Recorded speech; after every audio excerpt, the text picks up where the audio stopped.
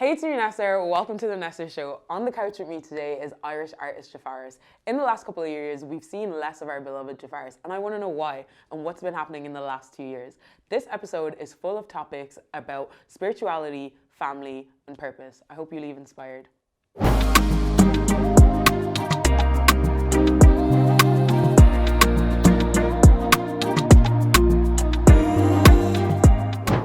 Hey, it's me, Nesser. Welcome to Nesser Pod. I will be your host, and this is my guest, Jafaris. How you doing? Introduce yourself. What would you identify as, like, in life? Just a child of God. Oh, we thank God for that. Yeah. What would you identify? We ain't doing this. Okay. Okay, well, welcome back, guys. And do you know what's crazy? I wanted to have this interview for such a long time, but I always just wanted time, and I just wanted like the right things to talk about, because I feel like we've talked about a bunch of stuff, but we haven't talked about you, mainly because you pivot like every 2 seconds. Yeah. But the last time we spoke, I want to kind of start there. Last time we spoke, October 2020, I looked at my notes, and the difference is actually crazy. Like, I think I had like 6 points, and none of them did we talk about. Just talking about the world and spaceships and stuff. But kind of, do you remember that time, first of all? October 2020 is in our first conversation, our first interview, yeah. Yeah. Where were you at that time? Who were you as a person? That time? Honestly, I do not remember that time. You know, I feel like my brain does this thing where it's just, I'm consuming and growing and doing so many new things that the past needs to be like, it needs to be jogged into memory for me to actually remember certain things, you get me? But, well, your laces are tied there, so better start jogging, yeah? So, I don't know, you don't remember, but I remember. So, that was off the back of I Love You, But I'm in a Bad Mood. Okay. But formerly, like, that just came out at that time, but I think we'd wanted to have the interview, like, for so long before, mainly from Stride, right? And you've spoken to me and you've spoken to Dongo, and you've had a bunch of flipping articles and stuff written about you. So I don't want to dwell on Stride, but I do want to kind of give the viewers, if this is your first time like interacting with Jafaris, understanding why he's here from my point of view and where we kind of met in that sense. So coming off the back of Stride, which was, would you say, a successful album? Successful for the time. Yeah, successful for the era it came out in, and for where my level of goals were set. Yeah, it was, I guess, it did what it was supposed to do at the time. What were those goals? I suppose I wanted people to take, not that they didn't take my music serious, but I wanted them to kind of look at me as an artist, which was, I guess, a lot of the reasons why I wanted all the videos to look the way they did and wanted to do the shows the way we did them. And it wasn't completely premeditated, though. It was just like, I just want to become an artist, so I'm going to treat everything as if I'm an artist. You know what I mean? And yeah, I suppose it opened the necessary doors at the time. Yeah. I mean, it's interesting that you say that, because I feel like now that's obvious. Like, I'm an artist, I'm going to act like an artist, I'm going to research what the best artists do and how do I kind of make this happen. Like, how do we make this work? But back then, at that time, that's not what it was. At that time, it was like, I'm an artist, I can make music, I'm going to make the music and everybody's going to listen to it and they're going to love it. Yeah. And that was literally the Irish scene at the time. Like, do you feel at that time that Stride paved the way, number one, and at that time kind of changed the trajectory of the way people saw Irish music or Irish, like, rap, R&B at the time? We're speaking in hindsight, right? Yeah. So from your understanding now, do you feel like that made a difference?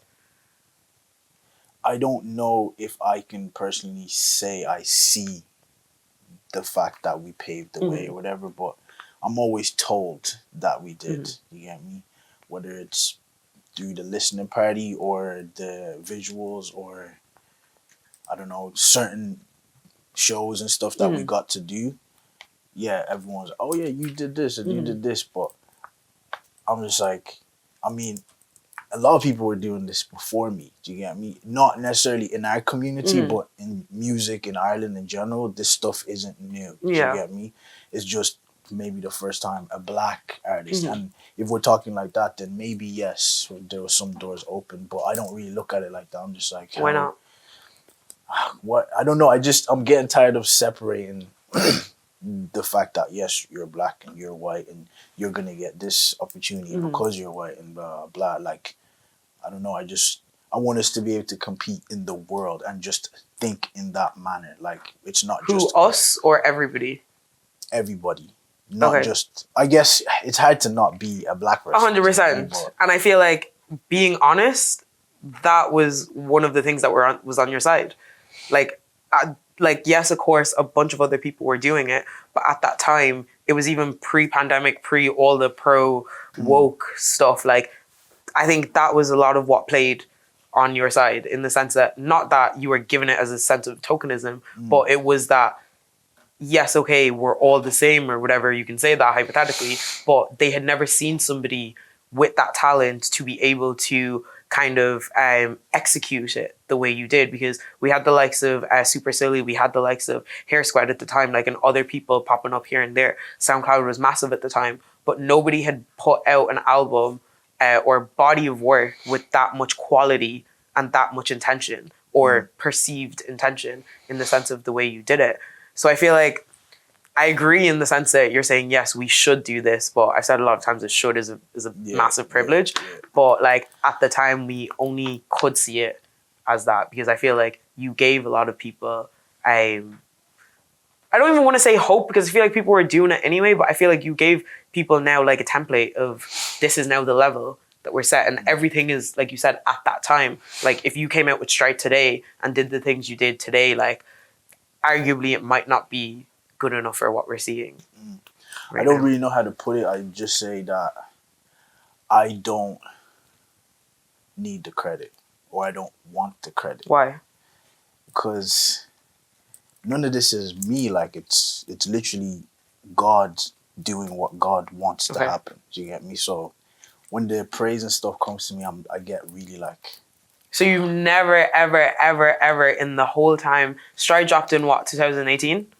So even at that time, you didn't feel on top of the world. You didn't feel like you're that guy. I literally had this conversation the other day. Like, when my relationship with music is purely based on, I guess, expressing what is on my heart, expressing what I feel like, and I'm not trying to sound cliche or deep or anything. I mean, you are, but it's just like, that's just. Music for me has always just been like, okay, this is what I do, and God just blessed me to be able to speak here. That's it. And then in the world we live in, it just so happens that if that blessing is strong enough, people react to it, and they treat you as though it's you. You're the guy. But it's never been me. Do you get me? The whole time, even having this conversation, it will be hard to tell people like, oh, this is how I did it, and this is it was just. So you were just chill the whole time, blindly moving. Of course, there's things that will happen that you get excited. That's what I mean. Like, I feel like that part. That's why I agree with you, and I know you as a person, so I know that you weren't like gassed and stuff. But for you to say that you at no point felt a certain kind of appreciation, if there was a moment, like, of course, there's a lot of gratitude that comes with it, because it's like it's the career path that I want to be in. So of course, if it's progressing, I'm gonna feel, we thank God and happy that we made it, right? But when it comes to like, oh, you're the guy and blah blah, like, that's just, if I ever felt that, it was a fleeting moment, because if I sit in that, I'll get lost in that, me personally. Do you get me? So it's an intentional decision that you made not to deep that emotion. Yeah, and it's just like, I just don't even like the idea of like, you know, people waiting outside the show and being, oh my God, and crying. Okay, first of all, I did that, so that's really embarrassing. That's just funny to me. I even passed out. Remember, I was front row. Yeah. I appreciate it. It's not even that I'm not trying to come like, oh yeah, I'm cool or whatever. It's just, I'm just another guy. Who just was blessed enough to be able to do the thing. It's so funny because it seems like you've like practiced that so much that Hey, it's me, Nesser. So sorry to stop this episode, but need to take the moment to encourage you to like this episode and subscribe to Culture Shop. Thanks. I don't know what, I was meant to say something when I did that. Guys, just watch it. Okay, so away from your perception of yourself, right? You didn't perceive yourself as that, but what is your understanding of how people perceive you in that time? That's a good question. In that time,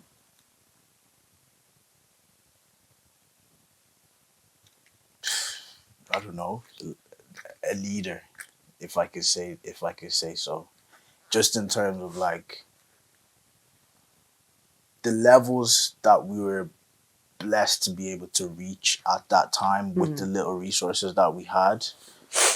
I think I can only speak about the people that have come to me and told me about these things. Not like internet is just internet, you get me? But like when somebody comes and explains to me what they think or how they feel about what's going on with me, it's always just been like, there's a blessing here. Like this is anointed. Like this is supposed to happen. It always felt, it didn't feel like I was getting, I don't know how to explain it. I just feel like people were almost praying for me all the time. Yeah. That's how it felt. Like I felt like, there's a lot of like positive words your way and kind of affirmations of what you were doing. I don't think I've ever felt haters. I don't. Yeah, know I don't see that with you.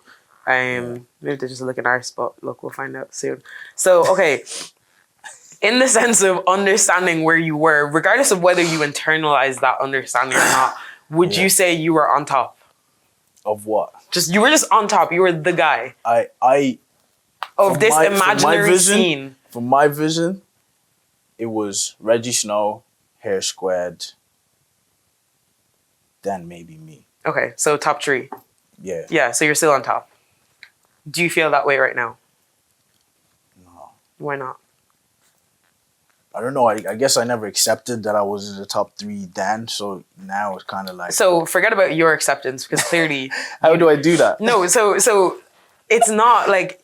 It's hard to say your reality and what you choose to internalize versus how everybody else sees you versus the reality tangibly and objectively of what happened. There's some truth in all those 3, right? So it's not just, oh, I'm not the guy because I choose not to be the guy. And it's not just, oh, he's the guy because he's the only black person we know that he's done this. There's somewhere in between that you had your face on like everywhere, like in Dublin. You had your songs being used on AIB. Was there one used on FIFA, or that wasn't you? Yeah, FIFA, exactly. You played how many festivals in Ireland?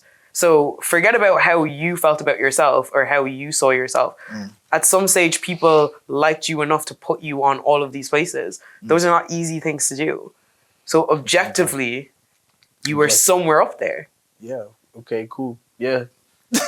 You're bullying me into that actually, though. Because I'm not trying to be mean, I'm not trying to be rude, but it's really hard to like I understand you. Do you get me? But it's really... So why are you bullying me into this? No, because it's like, whether you agree with my opinion of you or whatever, that's why I said that there's 3, right? Like at the time, like I was head over heels in love with your music. Like you already like I was stalking. It's like I was a stalker. Like, do you get me? Like this, like the music was so amazing, and it was the first time I've heard anything like that in Ireland. So for you to say that when I also had my perception of that experience, it's very hard to accept when. If it wasn't that, then you wouldn't have gotten the other things that I've mentioned. And that's not the only things that were there at the time. Do you get me? So what are you trying to get me to? I don't want you to get anything. Whether you accept it or not, at this stage, I've given up. But I'm just not... Are you trying to get me to acknowledge the fact that I was on top? Like, not even... Like, I don't even need you to acknowledge it. But it's kind of like, you can't say that you weren't. I'm not saying I wasn't. Again, I'll exclude my own mind out of it. Yes, I was on top. Full stop. I don't know. Sorry for bullying you. Okay, but the point. Okay, so in that sense, right? So we've kind of put a bubble of how people have perceived you at the time you were perceived, and then your actual objective achievements at that time. And in the sense of you're saying that you don't feel like you're on top. So the reason I was saying that is more in comparison to where we're at now, right? So we fast forwarded however many years to where we're at now. So the understanding of how you see yourself, how people see you, and those like objective things that you achieved versus now, like, do you see a difference? Do you feel a difference? I guess there's a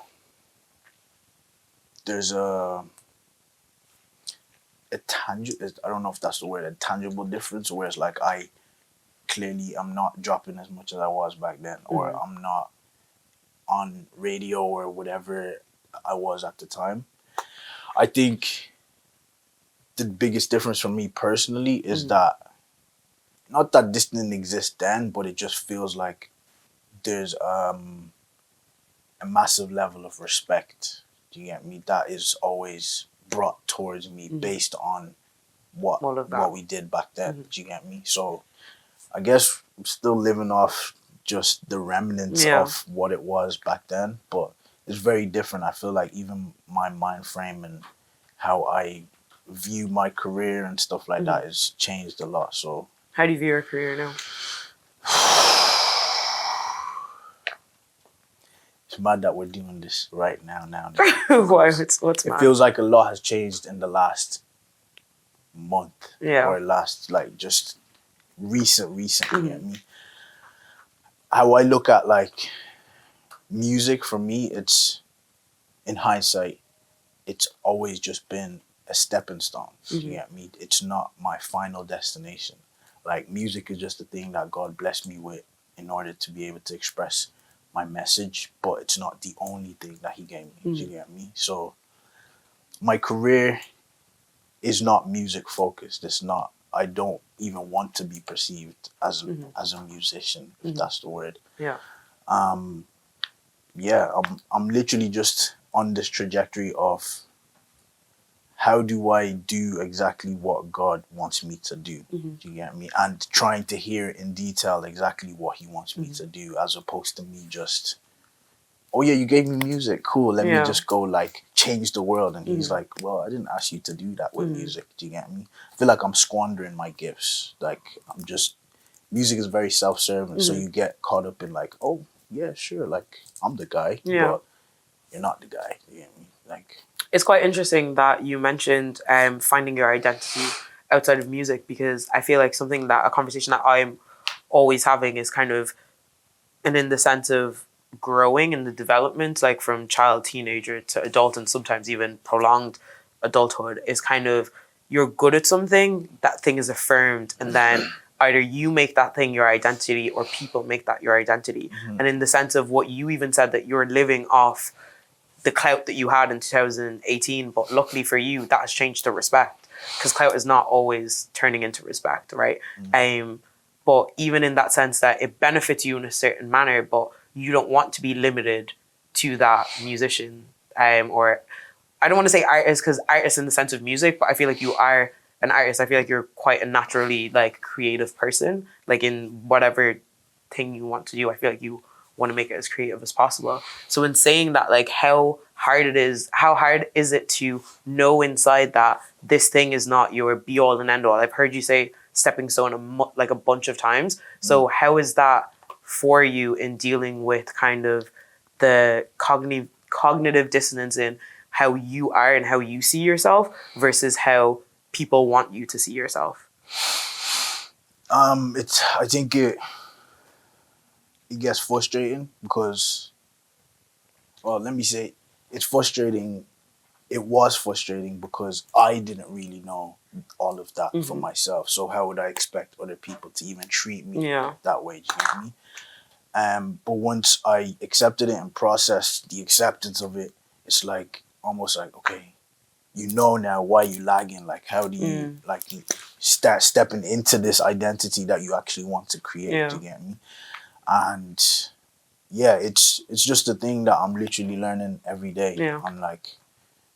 I'm trying to, I guess, balance out the fact that I still love music and I still want to do music and pursue music as a career, but I want to do that when it feels right, as opposed to, like, with me and music at the moment, it felt like with Stride, I Love You But I'm in a Bad Mood, I was in the process of making music that I wasn't premeditating anything. Do you get me? Everything that was coming out was exactly what felt like coming out, and then it just so happened to sound cohesive or whatever the case. But after that last project, it felt like, what else do you have to say? Do you get me? And not that I don't have anything to say, because I keep saying that, but I do have a lot to say. It's just not exactly what I feel like I'm supposed to say. I hear that. You get me? And I don't, like, I love music, and you always hear snippets and stuff on my Instagram or whatever, which probably annoying to it's fans. frustrating. I've been going through this since 2018. And that's just the inside me that wants to share the music, but that part of me that's like, well, you're actually supposed to say this. It's quiet right now. You get me? And I don't want to force it, so I'm just putting my hand into other things. So, before we get into the other things that you're putting your hands into, the I Am series, right, where you started this year, I think that was the first time I'd seen you very vocal. I don't think you were like crazy, like, oh my God, I'm going to say this and this. But I feel like you were like in a vulnerable bag that we haven't really seen online. Talk me through like your intentions behind starting that.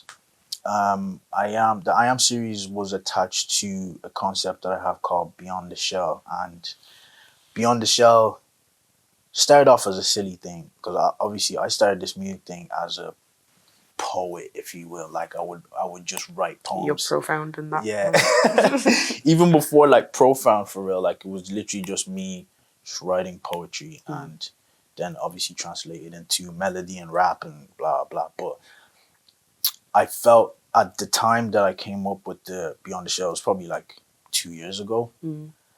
At that time I felt like I'm making so much songs, so many, like, whatever, I'm in the studio with all these people, but I'm listening to every song back and I'm like, what are you saying? You get me? Like, yeah, this sounds cool and the boys are hyped, but like, you're not saying anything anymore. Do you get me? And I remember, I think it was VJ who told me, he was like, yo, you know that, like, when you came in as Profound, it felt like everything you're saying was just naturally real. Now it feels like I'm conscious that everyone has this perception of me, so I'm trying to lean into it more. I'm trying to be deeper. I'm trying to do all this. Do you get me? And then I just kind of paused music for a minute and just like naturally just started writing poetry, whatever was on my mind. And because I was on Tumblr a lot at the time, so I would come across these pictures that would just, I would save the picture and then right underneath it, I'd write like a paragraph or something that inspired me. I was like, everything I was writing, it was just like, yo, this is like, I would never say that on a song. Do you get me? I would never say that bluntly, like what I'm feeling on a song. Why?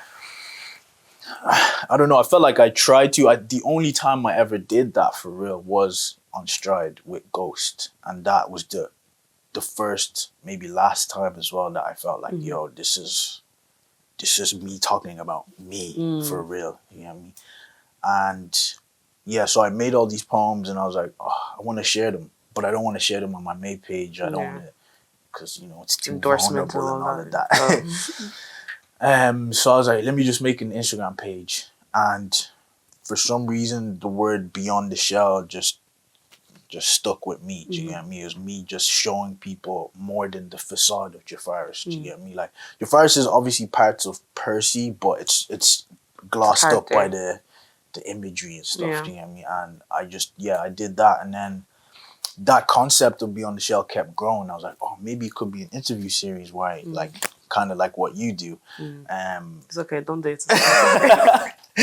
And then I was like, oh, maybe it could be a film. And then I kind of went down the rabbit hole of writing a script and trying to develop that. And then, yeah, everything just kept happening until I finally decided, oh, I want to do music again. But if I want to start sharing my music, I need the foundation to be, this is who I am, or this is my understanding of who I am right now. So when you hear the music and it's different to what you heard before, whatever, this is me now. So whoever is not on it, bye. Do you get me? And yeah, that's why I created the I Am series, and just to let the people who are there for Jafaris to really know who Jafaris is. Do you get me? And how did you feel sitting there in front of a camera doing that? It was so awkward.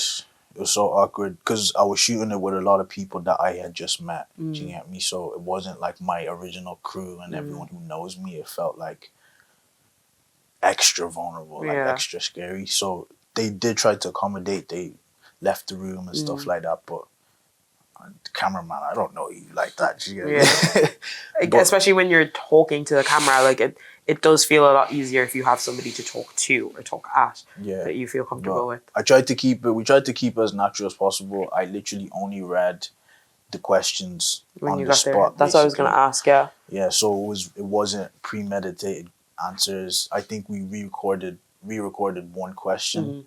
I don't remember which question it was, but yeah, it was. I just wanted to see people. I wanted people to see me like choke or think about it for as long as it took to really answer the question, and that was me really trying to answer the question for myself as well. So interesting. You've mentioned this kind of topic of characters and facades and all of this, but in episode 3 of I Am series, you mentioned minimizing your real character. Who is that? Because was that the guy sitting there? Was that the guy on? Is that the guy on Beyond the Shell? Is that the guy that's not the guy on Jafaris Music? I'm guessing, but what does that mean? Your real character? I was referring to the fact that like when I'm at least at the time when it's hard to explain it. I feel like I'm the type of person who I want to accommodate. You get me? I want to accommodate everybody. I want everybody to feel comfortable, and I'll laugh at the jokes maybe sometimes if I'm not finding it funny, or like, you know, just little things that I'm like, you didn't need to do that, or you didn't need to phrase it like that, because you're just trying to fit in here. Do you get me? And in the worst cases, it's like I've started projects with people where the idea came from me and all of these things, but then halfway through I'm like, I don't have any more skills to add to this, so like let me just let you guys do this thing, and I just shut off, and instead of being the person that I know I can be, or I'm supposed to be, and lead the reins, I'm just very like, okay, cool, like, all right, here's the idea. You mentioned in that, like, you do that because you feel like you want to be liked, like, and you shrink back behind. Like, where does that like level of people pleasing come from? I realized me and my family's dynamic has always been rocky. Like maybe since I was 13 till like I was 24 or something, and during that whole period of time, I made it my mission to almost create a family outside of my family, because I didn't feel like they got where I was coming from, or I couldn't really express myself properly around them and stuff. So it felt like every time I was out, and also me doing music aided to the like people wanting me to be around and stuff. Oh, you're cool, so you'd be around us. And in those settings, I'm like, deep down, I'm like, I don't drink, so why am I here? I don't do this, so why am I here? But I'm here because they're making me feel like exactly, the family, need to be accepted, And obviously, along the lines, you do create real connections 100%. With these people, and they do actually become like another version of your family. But once me and my family kind of came to this newfound like, I don't know, respect for each other and growth and stuff, it's like, that's my family. Yeah, that's my guys. I don't like, I love you, but you really weren't good for me, and I don't think we need to be in each other's lives so intensely. Do you get me? And it's obviously a different case now, but at the time when I was answering, it's like, I was just trying to people please, just so I could have a place to crash. I hear that. Do you get me? Yeah. Yeah. I feel like I'm rambling so much. No, you're I just wanted to leave a moment for that to kind of settle, because the next one is not. Next question is not easy either. So obviously you mentioned your family. Also in there, you mentioned like wanting to save everybody in your family because of whatever dynamic was going on. Do you feel like the people pleasing came from there, in the sense that, okay, you wanted to please people to feel affirmed outside of your home, but did you also want to please people within your family to keep the peace, or keep things kind of... No, I was very rebellious. Okay. I felt like once once I realized that my parents didn't get it, Mm-hmm. I was like, all right, it's on. Like the game is Mm-hmm. on, and I'm gonna like prove to you. Though, yeah, I'm out here almost creating a new family, new father figures, new mothers and stuff. I'm still like, I'm gonna do this thing that created this tension between us so much that Yeah. like it's gonna work, and then you guys are gonna have to like you Yeah. know come back and blah. It was definitely a lot of pride and ego attached to it, but What did you mean then when you said I am serious about wanting to save your family? like oh, so like personal, isn't it? So Yeah, personal. sorry, you don't have to. No, go it's into cool. I it. feel like I'm an open book, but I don't think I ever really talk about my family this in depth. But like, I feel like I'm in the middle in my family, right? Where me and my dad are cool now. Me and my mom are cool. Me and my brother is like always been tight, and I have a half sister who I'm still building that relationship, but it's fine, right? Yeah. But it's not necessarily the case for everyone else. Do you get me? There's friction here, there's friction here, there's friction here. So it feels like I'm just here like Holding it together. trying to hold everything together. And because I'm in my life, I get so caught up in Of course. how do I become this and blah blah, and I completely like disregard them. Do you get me? So it feels like I'm at that place now that I've accepted that okay, I know better, so I have to do better. Do you get me? And if I'm aware and no one else is aware, that means I now have to make everyone else aware. Do you get me? But it's hard to do that when I don't fully understand me yet. Do you get me? So it feels like a burden rather than it's a responsibility that 100%. I just have to bear. And yeah. Speaking of responsibilities, you mentioned in Dongo's podcast about kind of a climax of where your rebellion and everything kind of came to a halt, or kind of came very transparent for you, in the sense of missing your grandmother's funeral, and understanding then once you went back home how that actually was a massive thing that happened. I'll start off because I know it's uncomfortable sitting there when somebody's talking to you about vulnerable things.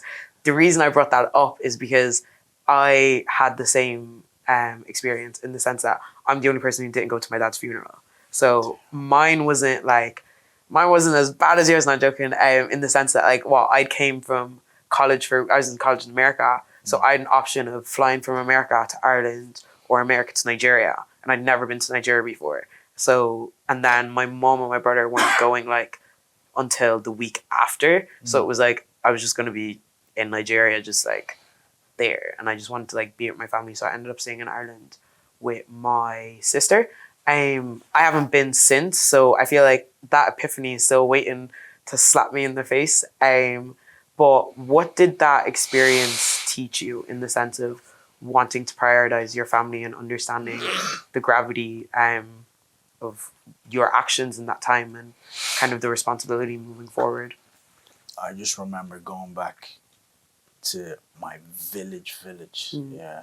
And I've been there once before, but I was grown enough.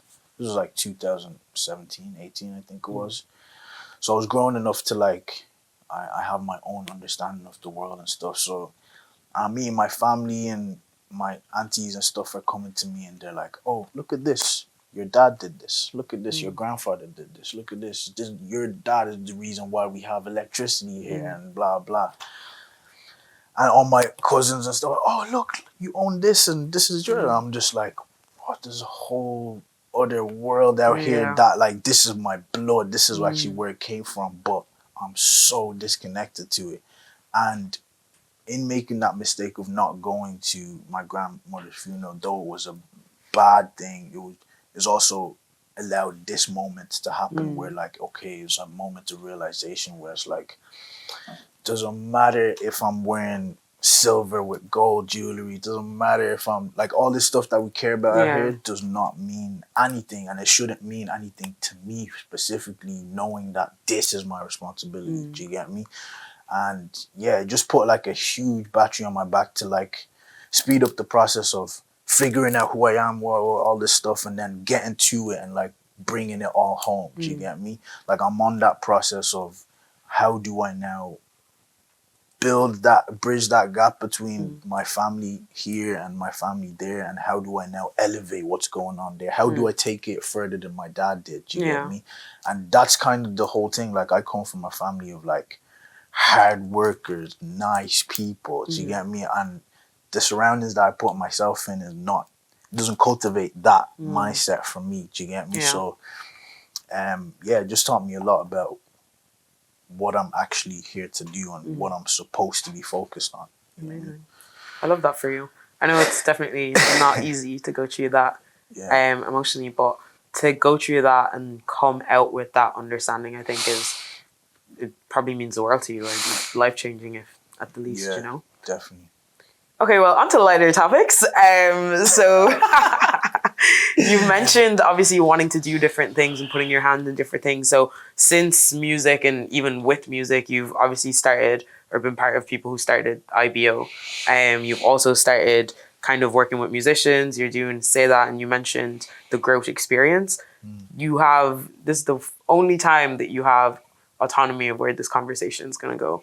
Talk to me about one of those things. One of those things. The growth experience. I'll touch on it a little bit. I don't really want to like talk about everything that I'm doing because a lot of it is still like in its infancy. Do you get me? And I really hate like. Okay, so instead of telling me about what you're exactly doing, tell me about why you started that. What was the need to start that? So when I said it's funny that we had this conversation now, I had literally, I think it was just before New Year's. I literally walked. I was coming from this session with, I was doing a bunch of improv sessions or whatever with some people in Tala, and I walked from Tala to town, right? And that walk took me like 3 hours, right? You have time, Sha. And it was late. It was like 12 midnight or something. Jeez.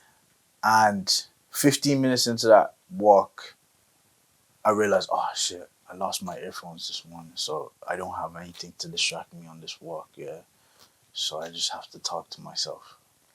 I mean, there are options, but carry on. It was a mix of things. I felt like I didn't want to pay for a taxi. I was being a bit reckless with money and stuff. So I was like, yo, let me walk a bit into town so I can get a lighter fare or whatever, But then on the walk, I was like, I've never done something like this. Let me just challenge myself, So I walked.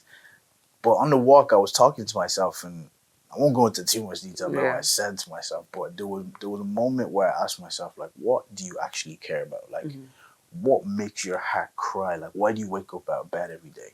And I'm assuming music is the first thing that I'll say or the first thing that will come to mind, but it wasn't. Like, it felt like, those old Windows XP, it was like error.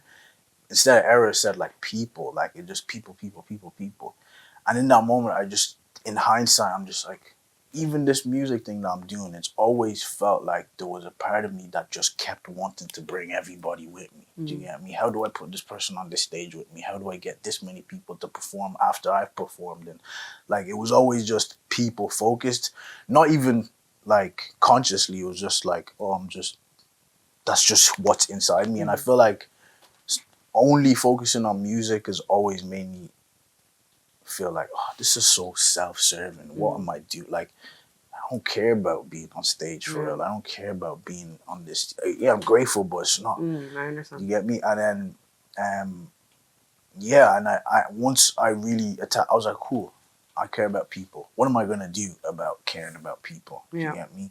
And every idea that I've been writing down for the last 2-3 years, every idea that's come to pass in the last while has everything to do with other people's career. You get me? And I realized when I sit down and think about my career, it's like blurry, it's confusing, it's hard for me to see like, okay, once you drop this, then drop this, and then like it's hard for me to cover out my career. But I'm sitting down with a lot of personalities and artists, and I'm literally like, oh, bro, if you do this, and like it's so clear, I can pave their whole thing for the next 5 years. It's so clear to me, and I'm like, that's really what I want to do. Yeah. And I remember someone asked me maybe 3 years ago, like, oh, what's all this for? Like, why do you make music? I'm like, my biggest goal, I have 2 goals now, but back then it was just to make people's dreams come true. Do you get me? But I always felt like I had to be on top of the world for that to be the case. But no, I have skills right now that will serve people right now. Do you get me? And yeah, that's really all I want to focus on. Of course, there's going to be a bag attached to it at the end of the day. But of course. I think just the idea of living vicariously through everybody's career paths and just like being in the process and being behind the scenes and stuff like that excites me. Like that's more exciting than performing for me. That's great. Yeah. It's amazing. Were you wearing jeans and Vans when you walked into town for 3 hours? Nah. I was actually wearing boots that day. So Fair it was enough. actually painful. What's one artist that you've been able to like work with like successfully so far that's already like not upcoming or whatever that you feel that's been that's able not to... upcoming? No, that's not like something that's to come that you've already done in the sense. You said you don't want to talk about things that are to come. Tenero just dropped his song today, and I've been working with him for the last 2-3 months, I'd say. And what's maybe a bit something longer. what's something that you can see that since he's come to you and to dropping the song that you guys as a team have been able to improve on? So I wouldn't say I'm a part of his team. I would say that I met him one time in the studio and we just connected on the type of music and stuff he was making. And he really didn't have a direction of how he wanted to market himself or brand himself or anything. And at that time, I was just learning and being so obsessed with that. So I was like, oh, let's meet up again. And we've kind of set up these like meetings where I first want to understand why he does this. Like, where is he trying to take it? What's the feel of everything? What's the environment you want the music to live in? How do you want people to feel? And I go through that process, and it kind of from there, I feel like there's a lot more direction. Like, we know how to like present him and what type of language to use and colors and things like that. But everything is still just a theory. It was all just a theory. And I feel like I progressed so much from working with people like him or IO and stuff. It's me just learning how to even just figure out this stuff. So, I wouldn't say I'm a part of a team. I'm almost not a like team, but in the sense of you and him like working together. I'm like a ghost facilitator, so I'm here to help him being ghost, don't you? I'm here to help him find his team. Do you get me? And find the people who will bring him to the next level. That's kind of thing. So and lastly, who is one person in your life that you would love to give like their flowers, like in the sense of that phrase? Who's someone on your mind right now? My mom. Yeah, she deserves all the flowers in the world right now, bro. The topic of my mom makes you want to cry. Okay, let's not. I mean, you can cry. This is great. Is camera on him? It's not even that anything's wrong or anything. It's just like, I kick myself every day knowing that like it took me this long to start getting to know my mom. Do you get me? And actually understand what type of person she is and why she made the decisions she made, and just seeing where she's at in life now, and just seeing all the trauma and the pain that's like followed her. So many things I didn't know about my mom. The fact that she worked 3 jobs when I was younger, and like all these, like I was like, what? Because we just had everything that we needed. You were sorted, so like you didn't know how. I was so oblivious, and then and now I get the opportunity to like really get to know her, but I'm like, how much time do I have left? You get me? And even still trying to like run my life and all this stuff, I'm like, I need to make more time to just like know who you are for real and not feel like I missed out on anything. You get me? So shout out to Mumsy, man. Love that. Shout out to Jafa's mum. That's it. I'm so sorry to put you through this, but I mean, the one reason why you're here is obviously like I rate you as a person and musician and everything else that you're doing in life. So it's amazing to see the journey that you've come on, and obviously giving us the privilege of that vulnerability and helping us understand you a little bit more.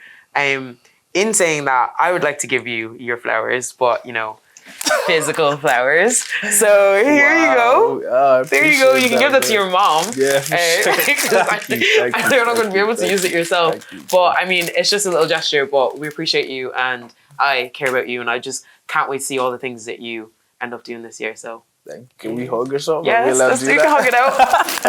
All right, anyways. Okay. Okay, guys. It's been Nesser and Jafaris. Hope you guys enjoyed this episode. Please don't forget to like, share, and subscribe to Culture Shop and catch us next week for another episode. Oh, bye. Lovely.